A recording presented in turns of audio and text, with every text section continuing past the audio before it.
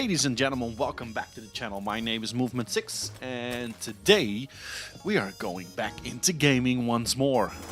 Last week I've uploaded a new movement sessions and really hope you enjoyed that. So if you want some quality techno, check out my movement sessions on this channel. Now, as said, this week we're finally back into the gaming environment and more specifically Rainbow Six.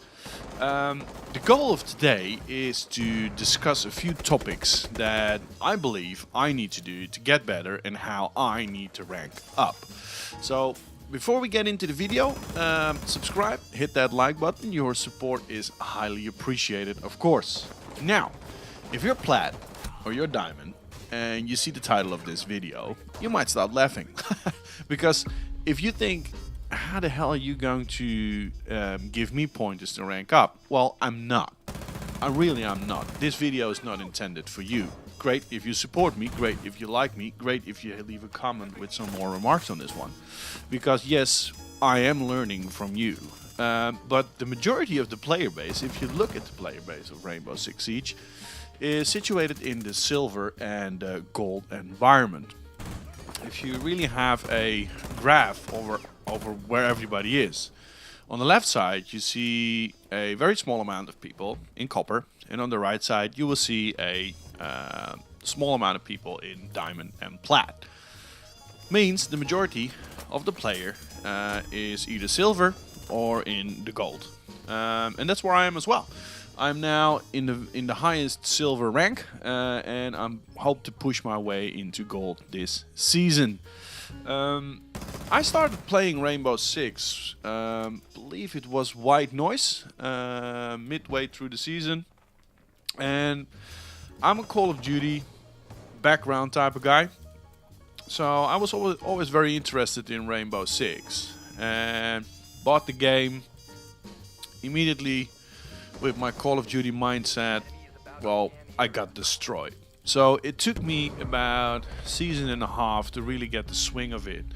Did play ranked, went copper of course, which is logical. And I started out in casual, and this is where the platinum and the diamonds come in for me. I watched all their videos. I watched the Pro League. I watched all the famous YouTube guys like Narcoleptic Nugget, Get Flanked, Sergio, and all those other guys, and I started implemented their strats. And I also watched the videos how to become plat, how to rank up to plat, which in essence is pretty pointless for a copper guy because there is a huge skill gap between copper and plat. But if you consequentially start implementing that strats you see being executed in those vids, you eventually will get better and you get the swing of it. So, and that's the whole purpose of this video, is to look at myself and to tell myself how I need to rank up. And hopefully you guys who are in the silver, lower silver, you want to push forward, maybe there is something in here that you can take up as a pointer and work on.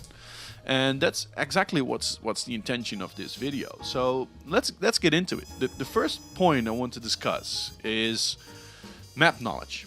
And to me, map knowledge in the beginning is really what it is. It's knowing the map, where all the rooms are, the windows are, where people are likely to come from, what are hotspots, but also how to behave in a map. But eventually, if you're going higher than that, there's more to map knowledge than just knowing the map. It concerns around rotations. What are good rotations to make to go from point A to point B and bypass hotspots? It's got to do with lines of sight.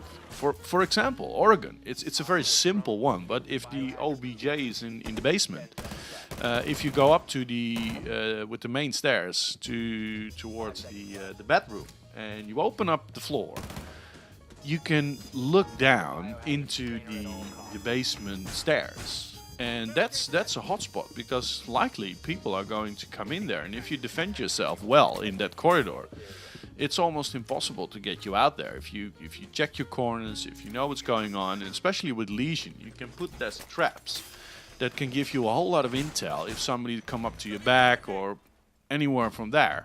So if you open up that floor you can look down into that. And that's a very simple one, right? That's a very simple one. But my advice to you is look at all those vids from all those YouTubers you think that are appealing to you, or you really love them, and see what they're doing in terms of line of sight, and go into a custom match and try to reenact that, and then implement it in ranked, of course, maybe in casual first, but then you can really get the swing of it and then push forward. So to me, map knowledge is also what the map, how you can manipulate the map to your advantage, because that's the beauty of Rainbow, right? There is a whole lot of destruction involved. You can open up the floors, the windows, there's vertical play, horizontal play. Use that to the best of your ability. And the second of all, the second point is mindset. In the beginning, I wasn't afraid or something, but when it was a 1v2, 1v3, 1v whatever situation, and I was the last man standing, your adrenaline pumps up, and you think, oh my god, am I doing things right? And you know that the rest of the player base is either watching you. I hope they're on the cameras as much as possible, but especially in casual, where there's a low communication, especially on console, then there's some adrenaline rush growing through you, and eventually you will make those mistakes, and some people are a bit insecure. I even see people quit when they're the last man standing, and that's because they have the wrong mindset. The mindset should be, you can't do anything wrong, just learn from the mistakes you make, because it's a 1v2, 1v3 or whatever, and especially in ranked when you're going up, the resistance is going to get harder, the strategy you're up against is pretty tough, and these guys are actually really good. So it doesn't matter if you lose, right? You need to take up those points, learn from them, and then crack on in the next time you have a 1vx situation. And the best thing you can tell yourself is just, you can do it. You can do it. In the beginning, I also was a bit frustrated and maybe a bit insecure if I'm doing things right, and that's why I don't play casual a lot more, especially on console. It's a toxic environment. As soon as you lose that 1vx situation, people start vote to kick. That's why you should maybe in essence avoid casual as your main play. Casual is only good maybe to experiment a bit, or if you've not played Rainbow Six for a while, you can just get the swing of it again and then immediately jump into ranked, because these are the people that are highly serious and they really want to push forward. And in 99% of the time, that's where the interaction with new players start, and blah blah blah. So the mindset, you can do it. Don't be insecure. Have confidence in yourself and learn from your mistakes. The third point is time, and the amount of time you invest in it. This is not a game you just pick up lightly, just play a few games and then jump out. This is actually a highly strategic game that you really need to invest a lot of time in. Not just in the game itself, but also watch the videos, watch the tutorials. I highly recommend you guys watch the Hot Breach podcast of Get Flanked. That's where I get a lot of information from the pro players and how these guys look at certain situations. And I watch a lot of the invitational or the other pro league esport type of things from Rainbow Six. There's a lot of time in there and investment you need to make to get better in this.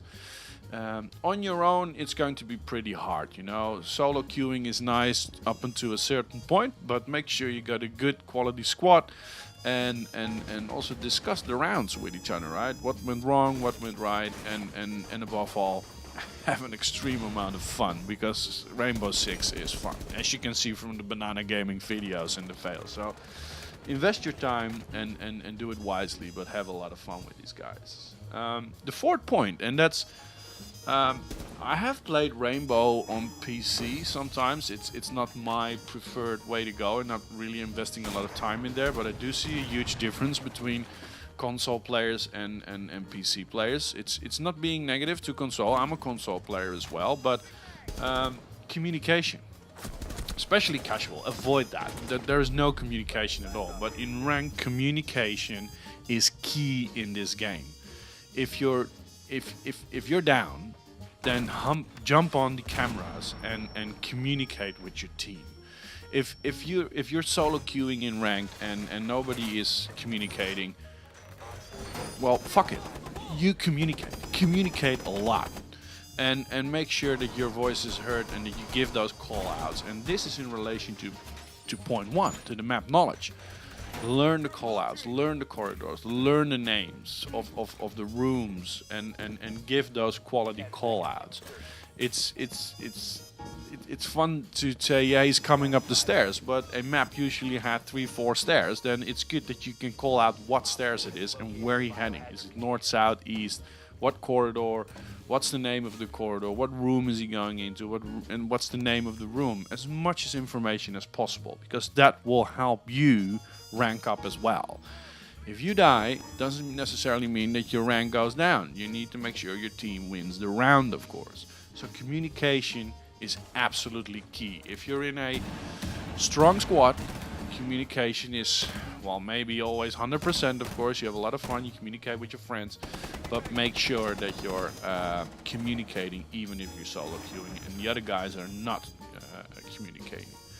Because if you're solo queuing and you communicate, you will see that other people will, well, feel a bit morally obliged to communicate back with you, and eventually you will start making new friends as well. So take this seriously, this point of communication. Point 5 is learn and adapt to and accept your mistakes. So accept them. You are going to make mistakes a lot, especially when you're new in this game, you're in copper. You will make the mistakes on and on and on and on, but learn from them. Take them, review them, maybe even save the clip and watch it back. See what you could do better in that situation. Learn from them. It's absolutely vital you do that. If you just jump over them and you constantly push forward in the same direction, constantly have the same strat, constantly have the same entrance, you will be predictable. You need to be as unpredictable as possible, and you can only do that by learn from other people, learn from yourself, and make those mistakes. The 6th point is, if you eventually want to get really good, I advise you to main a few operators. With that, I mean, don't just jump from one operator to another, unlock another one. Stick with a few, learn them, how they move, how they interact, and especially how their special ability works for you. In what situation do they cooperate with each other? Thermite, how does he work? Legion, how does he work? What's the best way to defend? With Legion, anchoring is to me a very strong asset from Legion. You can really make a close perimeter with all those goo mines, so you can get a lot of information on where people are, where they're coming from, where they're in the goo mine, and you can make that call out. Legion is at his best, for example, when he makes it till the end of the round, because then he has 7 of these goo mines out there, and then you can get a lot of information when somebody steps in one. So make sure that you know the ability of your operator, know how you can use that as an asset, and how it interacts with other operators as well. So it's absolutely vital. Main a few, stick with them, build on it, and make sure you get absolutely good with these guys and understand how they cooperate with other operators, how they work, how they move, and especially how their gun works at best. So that's to me a good point. And the 7 is watch videos, watch other players, watch podcasts, watch the esports, and everything concerning Rainbow Six and how the game should be played. And if you see an interesting strat from which you think, hey, that's something I don't know, just take that small piece and implement it, and try to build on it, make it your own, and push forward. The last point is sound. Sound is one of the most important things in Rainbow Six. I saw a player, a friend of mine, and he bought Rainbow Six, and he just had a small earpiece or headset in his left ear. That was that small, I don't even know how you call it. You get it for free when you buy PlayStation 4. It's absolutely rubbish, and he used his home cinema set and a TV setup to play the game, and he lost because The sound is so important, where people are, how they walk, where they walk, what sounds they make, are they reloading, are they droning, what are they doing? And you can only do that with by a quality headset. It's absolute. Maybe it's a childish point I'm making here, and for most of you it's an ABC, but for a lot of people it's not. There are a lot of people out there that are playing this game without a headset. That's not how it's intended. You can't communicate in a strong way. You can't hear the sounds, and that's absolutely vital to be to be the surprise act of the day for other players. If they make a sound, they don't see you coming. You come around the corner, you know where they are, and you can pre-fire. And that's also a point that I want to make extra. That just pops in my mind. Pre-firing. I see a lot of people making tight angles, and which is good. Tight angle is good because you have Pika's advantage. But eventually, if you want to go around the corner, you know that somebody is there. You can pre-fire, and then somebody is forced to either withdraw or do something back, and that gives you a whole lot of information on where somebody is. But if you go back into a corner, don't pre-fire the same way. Just maybe lay down and then pre-fire again. Makes you already a bit unpredictable. If you're standing up, you pre-fire, you go back, you crouch, and then you do it again, or you come for your another corner. That makes you already unpredictable, because this guy that is getting pre-fired at, nice. He only knows that where you came from. So don't do the same thing twice then over there. So these are just a few points. Your map knowledge, mindset, the time you invest, the communication, the mistakes you will make, and how you learn from them. Main of your operator, watch other players, the sound, the pre-firing, that whole combination is where you need to evolve in. So hey, if you got other points you say that I need to look at, or I need to adopt as well, I need to learn, or these are your points you're focusing on, leave a comment. I'm really keen on understanding what you're focusing on. To me, I'm making a steady progress in this game. Went from copper to bronze, hang around in bronze for a bit, and now I just bursted last season to silver 2, silver 3. I ended on silver 3, and I now ranked silver star, so I'm in the highest silver. My goal is to push way into gold, and then I'm already playing against those upper gold players, and this is the skill gap I still need to work on, and I'm taking it highly serious. It's one of the best games out there, but you need to invest time. If you're not willing to invest the time in this game, you're just going to play it a few times, get frustrated, and you will walk away. This is what you need to know. This is what you need to do.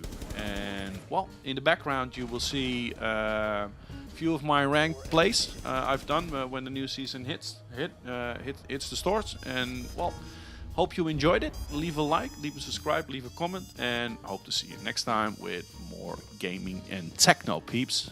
Movement 6 out.